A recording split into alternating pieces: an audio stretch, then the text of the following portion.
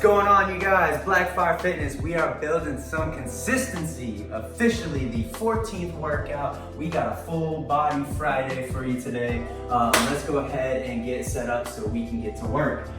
For today's workout, we're going to need 2 chairs this time, all right? Creating that nice sturdy surface for us. We're going to need our household broom. If you didn't see what I did with this guy last time, you're in for a treat. And then we got 2 plastic bags with whatever household items you'd like to load the weight with. As you guys probably know by now, water jugs are 9 to 10 pounds each. And then, of course, usually always have our mat for any type of groundwork for that good cushion. And with that, let's go ahead and get to that first exercise. All right, to start things off, get it kick started, we have a compound movement, which means we're going to be focusing on multiple body parts at one time. So for this one, it's going to engage our core, our biceps and shoulders, as well as our legs, all right? So you're really getting that full body spread here right off the bat. To begin, we're gonna grab our bags loaded with our weight, right on the handles, just like you would normally coming out of the store after a shopping spree. We're going to, our start position is going to be standing straight up, and you want your arms extended straight in front of you, right at shoulder height, all right? So it's gonna look like this. Then what you wanna do is you wanna activate that core. When the weight's extended out in front of you, you're working those shoulders. You can see it kind of popping right now. And then at this point, we're going to try to keep the weights right at this point the whole time as we go into a nice squat. So of course, sitting back into the chair, all right, getting that nice 90-degree squat, breathing out as you press up. And then to finish off the movement, we're going to go into an arms extended bicep curl. All right, just like that. Now, make sure you cap the weights evenly or else they will concave in like that. All right, everything needs to be nice and controlled, so if you do it right, I should get a nice squeeze up top. So let me do a side profile view for you guys. I'm gonna put it all together. I'm going into that nice squat, and I'm coming up, squeezing with the curl, back out. Nice squat. Breathing out with the curl. All right, one more, finish it off. 3 times the charm. Breathing out as I curl the weights in. And that should do it, okay? And yes, the weight kind of flops a little bit at times, but this is an at-home workout, all right? Just kind of deal with it as you get that curl. You'll still feel a nice stretch. Sometimes we gotta be creative, sometimes you gotta be a little flexible, all right? And that's gonna be number 1, and we're rolling along to number 2. We are going to need our broomstick to set up our apparatus today. All right, we are working both the triceps and chest muscle with a close grip barbell press, all right? So you can't do a barbell press without a barbell, so let's go ahead and make that real quick. So you're gonna take an object with a pole, you know, today I got the broom I use to clean the house with, and what I'm gonna do is I'm gonna slide it through both loops of both bags. Now because we're doing a close grip press and for balance purposes as you're lowering and pressing this broomstick, we want to make sure that the weights are close, all right? Close grip presses calls for the weights close together as opposed to spread out on the very ends of the broom. So I got it nice and close here, and I'm just gonna pick this guy up, all right? Now this setup's a little bit hard.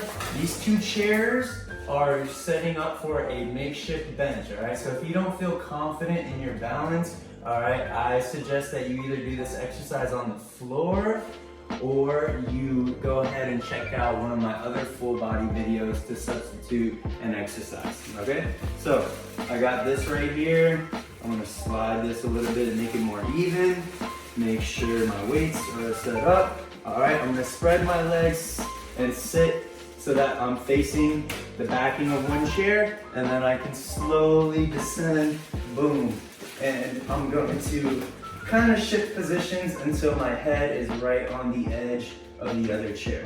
At this point, I'm going to put my fists, palms up to the ceiling, really, really close together. So as you can see here, Art can get that for you guys. I got about a 5 to 6 inch apart grip right in the middle of my makeshift barbell. All right, at this point, all right, I can keep the weight, can keep my arms extended. I'm going to go down, let the weight kind of drag against my sides, and then when I get the pole close to my chest, I'm going to breathe out,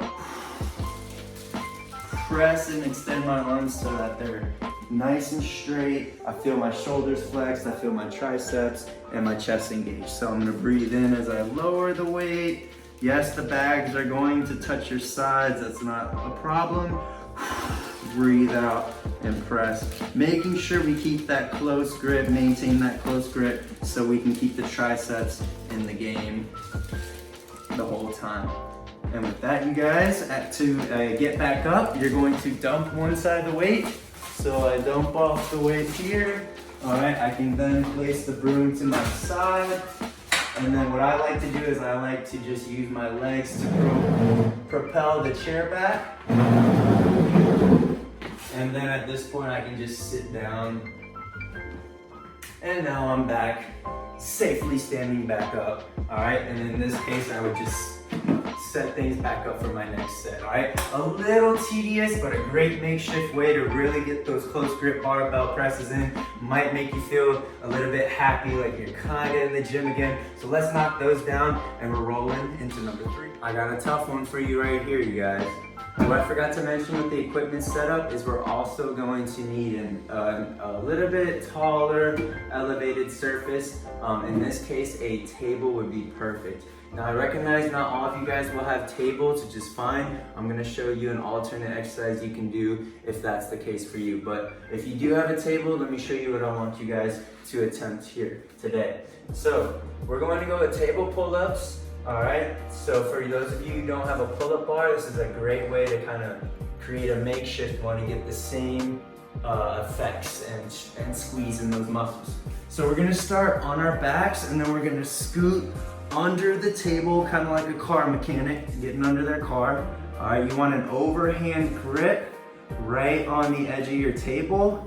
Notice that I have a round table, but I can still make it work. All right, about shoulder width apart, and then you want to make sure your chest is directly over the edge. So as you can see, this pseudo straight line I'm drawing, it's right on the top of my chest, ideal position.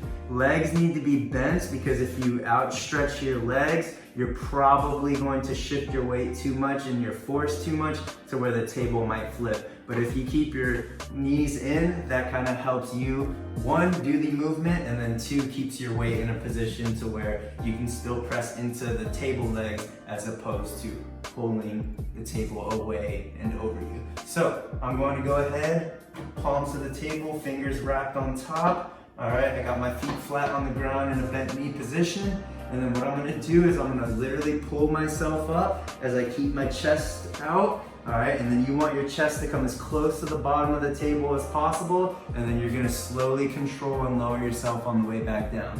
All right, so I'm gonna go ahead and get ready to start the movement. I'm gonna take a deep breath in.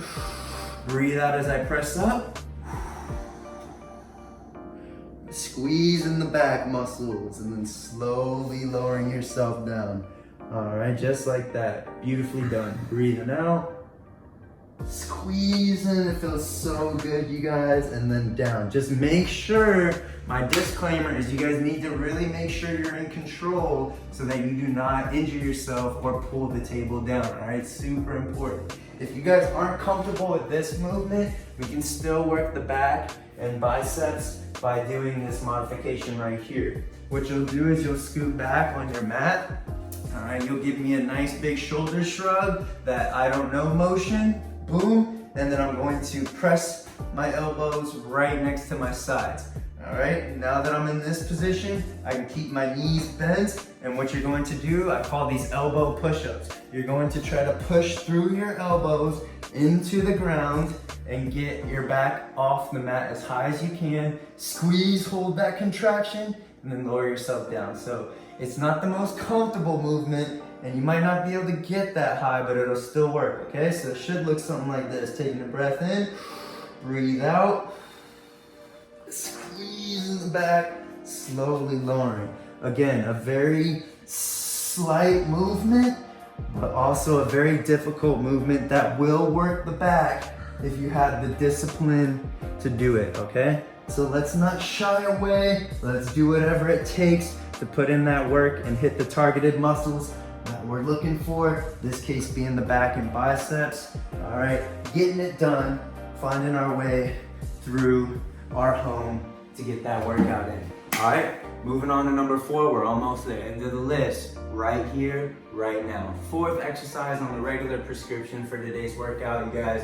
Wouldn't be a full body day without hitting those core and abs hard. So we are going to finish up with just that, okay? So our starting position, we're going to lie flat on our backs on the mat for comfort. And what I want you to do at a 45-degree angle, I want you to place your hands, palms face down to the ground. And this is just for stability and balance, okay? We're not gonna use our arms to help us with the movement. We are just using it so that we do not tip over and to lose control of the movement, all right? And to start it off, you're gonna need to keep your feet as straight as you can, outstretched right over your waistband, in the middle of that fold when you lift your legs straight to the air. At this point, all right, we've done leg raises. Leg lowers is just how it sounds. You're gonna keep one leg up while one leg goes towards the floor. Hover those heels as close as you can to the mat. All right, don't engage your quads. Let's, at this point, like we're pressing a button, let's squeeze our abs, and that kind of shoots your leg back up to the starting position. So I'm gonna flex my abs, and you'd be surprised, all right? You can engage that movement through the core. Then my other leg's gonna go down. I'm gonna tighten the core and bring the leg back up. Let's knock these down, you guys, and you are well on your way to a great weekend full of rest and satisfaction, all right? Meet you at the bonus B.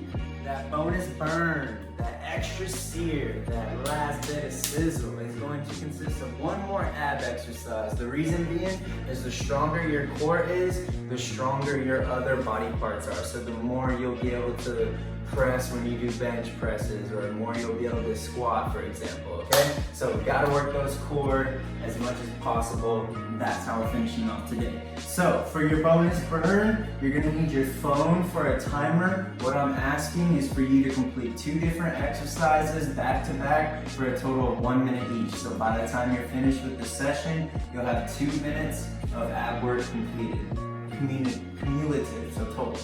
So what we're gonna do is we're going to go with flutter kicks to start. So if you guys are just starting out, you wanna put your hands and slip it right between each cheek of your glutes, all right? Between each of your butt cheeks, right on the bottom. This kind of just helps you maintain balance as you go through that exercise. And you'll see what I'm talking about when you do it yourself. All right, at this point, you want your heels off the mat, and then you want to try to get your neck off the mat, because as you guys will notice, once you get your head off the mat, if you put your hands on your upper abs, all right, they become more engaged. So we want to do that. All right, once you're in that full setup, all right, all you're doing is you're kicking your feet one after the other, straight up and down, almost like you're frantically swimming for shore. Okay, so very short, quick, up and down movement with your feet while keeping that head off the ground. When you guys are ready, all you're gonna do is say, get ready, set, go. You're gonna time yourself.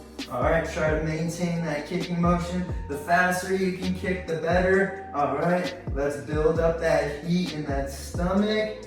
All right, go as long as you can. Say you guys can't make it to that minute, you just stop the timer when you rest.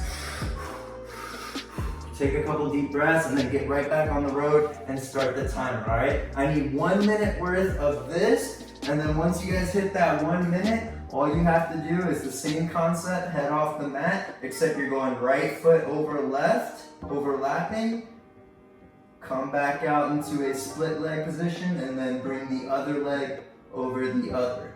All right, mimicking just like the name sounds, scissors. All right, overlap. Overlap, alternating which leg gets to be on top. All right, so again, I'll get my timer, ready, set, go, start it, same setup position, and I'm rocking, right, as fast as I can, one leg over the other, chopping it up. All right, And trust me, if you guys can get this done, you will put that exclamation point on that stomach and build yourself a nice, solid six-pack, or at least get yourself on the journey towards that goal, all right? And with that, you guys, I'm really proud of you. Way to finish off your week again. You guys deserve your weekend, and I'll see you Monday for another round and another full week of exercise.